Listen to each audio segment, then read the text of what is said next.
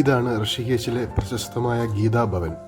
ആത്മീയതയും ശാന്തിയും ഒരുമിച്ച് അനുഭവിക്കാനാവുന്ന ഒരു ആശ്രമ സമുച്ചയമാണ് ഇത്.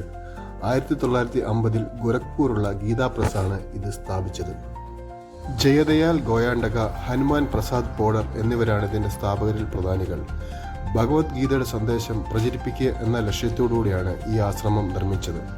സൗജന്യ ഭക്ഷണം, ആത്മീയ ഗ്രന്ഥങ്ങളുടെ വിതരണവും സത്സംഗങ്ങൾ, യോഗാഭ്യാസങ്ങൾ തുടങ്ങിയ പ്രവർത്തനങ്ങൾ ഇവിടെ നടക്കുന്നു.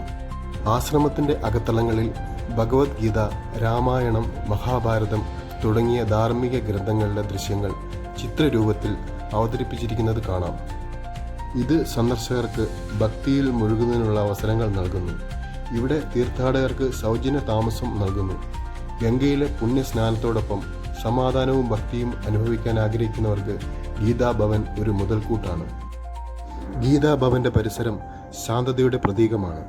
ഗംഗയുടെ നാദം, ക്ഷേത്രമണികളുടെ മൃദുലസ്വരം, ഭക്തജനങ്ങളുടെ ഭക്തി നിറഞ്ഞ നാമജപങ്ങൾ എല്ലാം ചേർന്ന് ഇവിടെ ഒരു ആത്മീയ സംഗീതം തീർക്കുന്നു.